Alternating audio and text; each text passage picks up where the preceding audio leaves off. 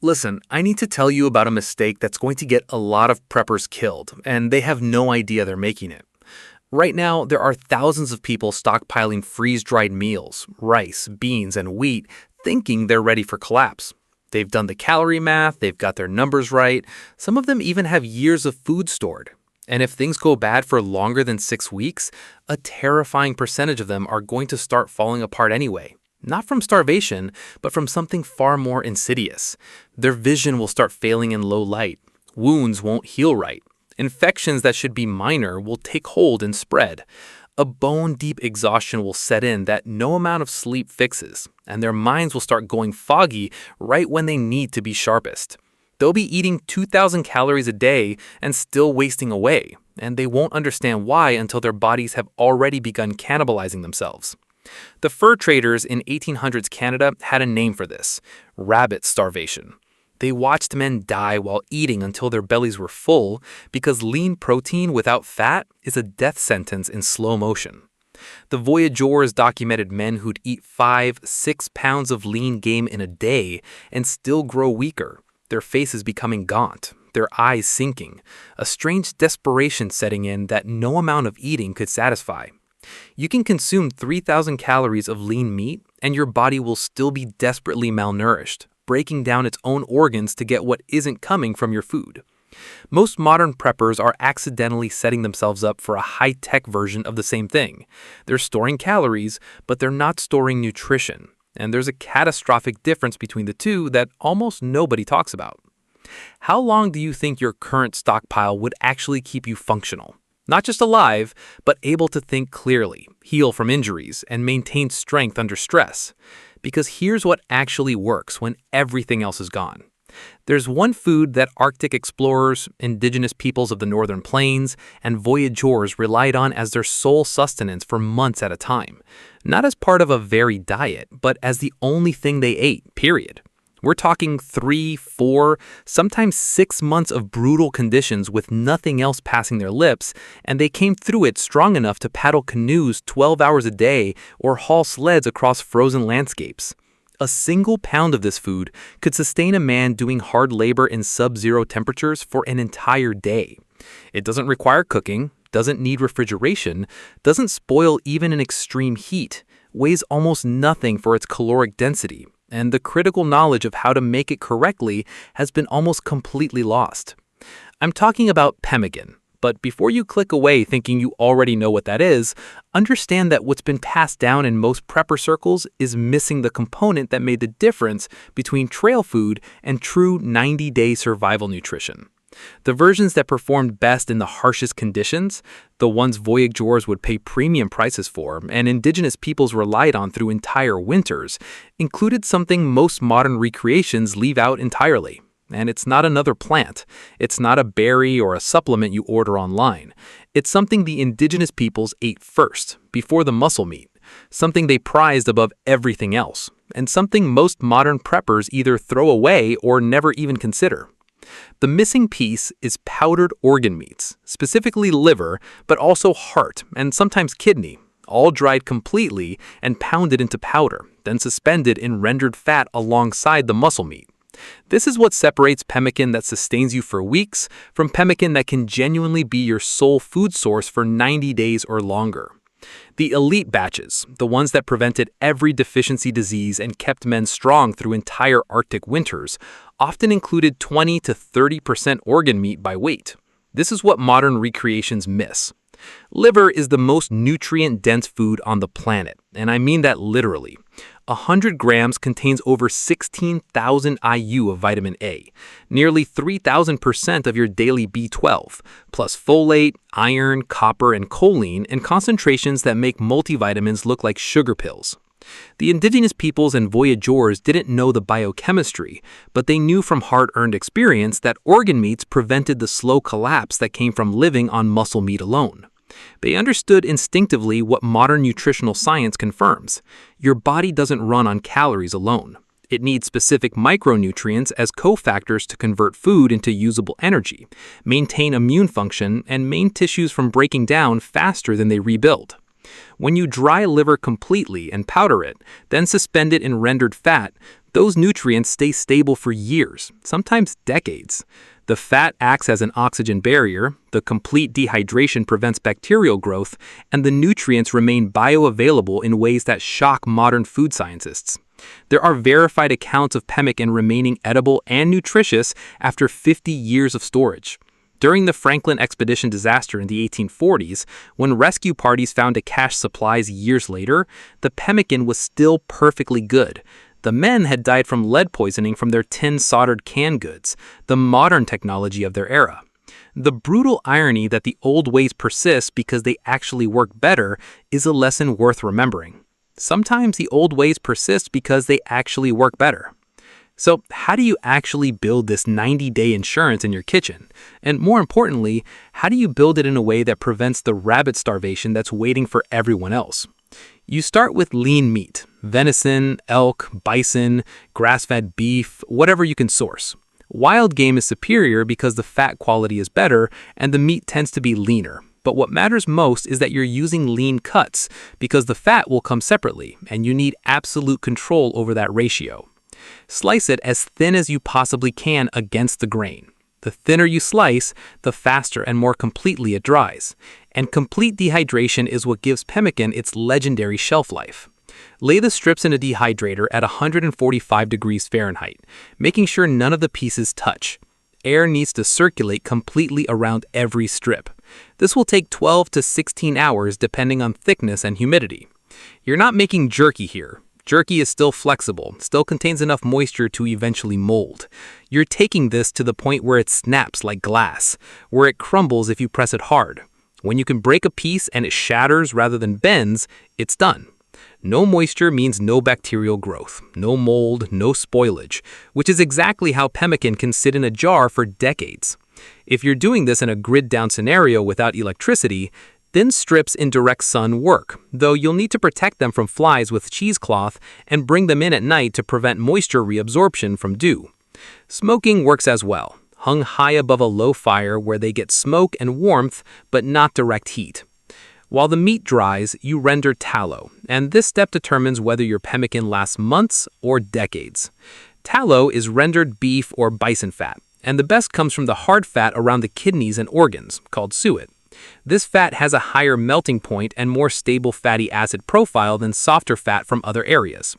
Cut the suet into small chunks and put them in a heavy pot over the lowest heat your stove offers. Let this go for several hours. As it heats, the fat will melt and pool at the bottom, while the connective tissue bits begin to shrink and turn golden. When those bits float and turn crispy, you're done. Strain the whole thing through cheesecloth into clean jars. What you've just created is pure, shelf-stable tallow. Because you've rendered out all the water and protein that bacteria need to grow, this fat will last indefinitely at room temperature. This is nature's vacuum seal, preservation at the molecular level. Once your meat is completely dry, powder it in a blender or food processor. Work in batches, pulsing rather than running continuously. You want something between coarse flour and fine sawdust. Here's where you make the choice that separates survival food from survival medicine. Take dried liver, either that you've made yourself by dehydrating thin slices until brittle, or desiccated liver powder from supplement companies, and add it to your meat powder. The most effective traditional recipes, the ones most prized by the voyageurs and Cree, used roughly 20 to 30% organ meat powder mixed with muscle meat powder. I typically aim for about a quarter liver by weight. Mix them thoroughly so you have an even distribution throughout. Now comes the critical mixing ratio. Pour your still liquid but cooling tallow into the meat and liver powder. Traditional recipes varied from equal parts by weight up to 60% fat for maximum caloric density and shelf stability. I recommend going toward the higher fat ratio. Fat contains 9 calories per gram compared to 4 for protein, which means higher fat pemmican gives you more energy and less weight and volume. Start with about 2/3 of what you think you'll need and work it in thoroughly with your hands, like you're working bread dough. Every particle of meat needs to be coated in fat. Add more tallow gradually until the mixture holds together when you press it firmly, but isn't so oily that fat leaches out when you squeeze it. Form your pemmican however makes sense for your use. Press it into molds, form it into balls about the size of a baseball, or pack it tightly into wide-mouthed jars. As the tallow cools and solidifies, it encases everything in an oxygen-free, moisture-free environment. This is why properly made pemmican doesn't spoil. Bacteria, mold, and oxidation all require either oxygen or moisture. Your pemmican has neither. Store it somewhere cool and dark if possible, though it's stable even at room temperature. For long-term storage, vacuum sealing adds another layer of protection, though it's not strictly necessary if you've done everything correctly. Now let's talk about what 90 days on this actually looks like, because understanding the progression keeps you from panicking when your body does things that feel wrong but are actually normal adaptation. The first 3 to 5 days are the hardest. Your body is accustomed to running primarily on glucose from carbohydrates, and suddenly you've cut that supply to almost nothing. You'll likely experience what people on ketogenic diets call the keto flu: headaches, irritability, fatigue, possibly some digestive upset. This isn't illness. This is your metabolism undergoing a fundamental shift from burning glucose to burning fat and producing ketones as brain fuel. It's uncomfortable but not dangerous, and it's temporary. Push through to day 7 and you'll notice the fog lifting.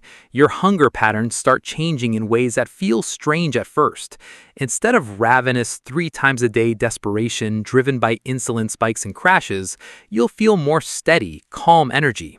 You might find you can go 8, 10, even 12 hours between eating without the shaky, brain fog desperation of low blood sugar. This is normal on a fat-based metabolism. By week 3, you're fully fat adapted, and this is where the practical advantages in a survival scenario become obvious. Imagine you're in a bug-out location in January. You're pulling security watches in freezing temperatures, hauling firewood, maintaining shelter, processing water, doing all the hard physical work that survival demands. And you realize that despite eating what feels like less food than you used to, you haven't experienced the energy crashes that used to hit you mid-afternoon. You're chopping wood at hour 6 of the day with the same strength you had at hour 1. Your hands are steady when you need to make repairs or handle weapons. Your mind is clear when you're scanning the perimeter or making tactical decisions. This isn't subjective wellness talk. This is the documented metabolic efficiency that Arctic peoples relied on for generations when survival depended on consistent performance in brutal conditions.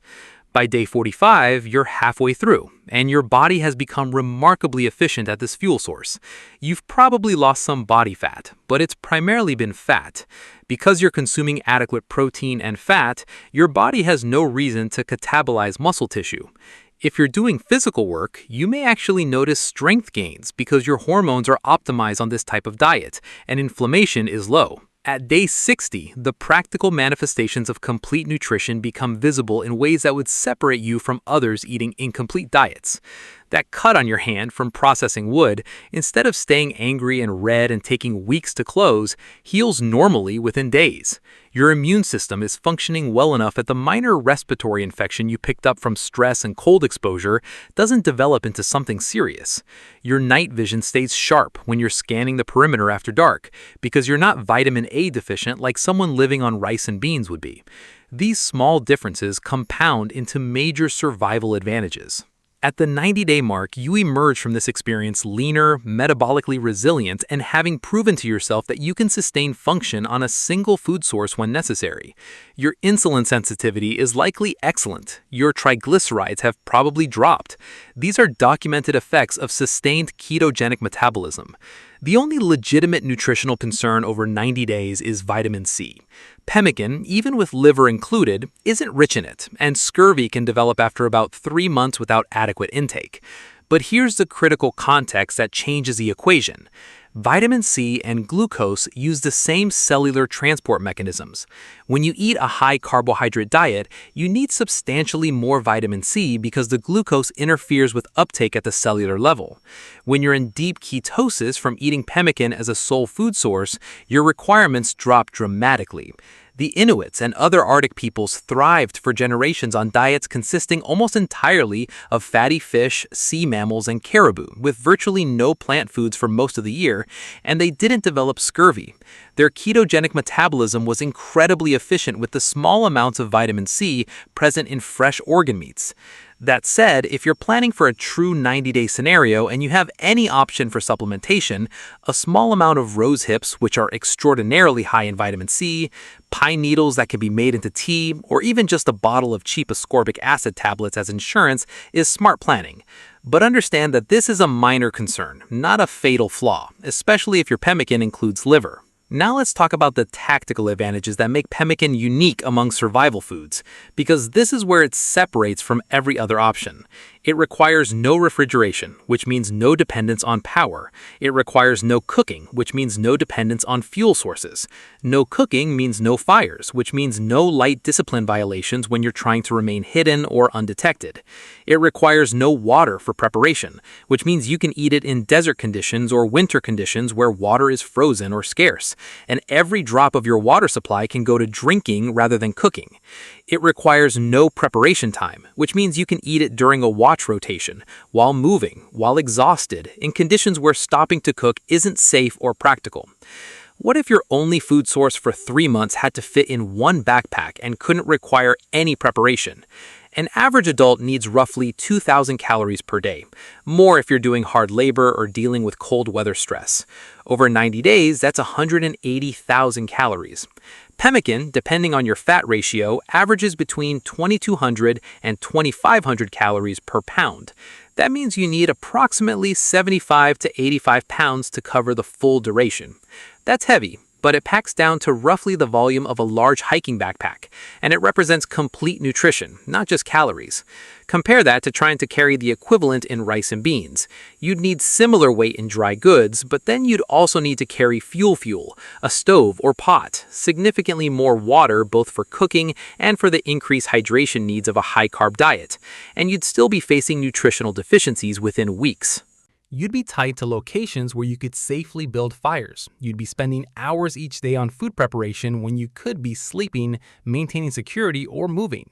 The tactical advantages of pemmican in any mobile scenario become overwhelming when you actually map out the logistics. Think about what this means in real collapse conditions. You're trying to remain undetected, but everyone else is lighting fires twice a day to cook their rice and beans, sending up smoke signals that advertise their location for miles.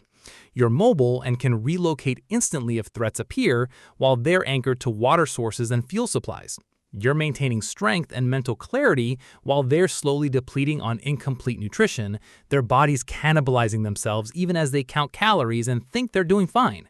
You're carrying 3 months of food in one pack while they need a cart or elaborate catch system.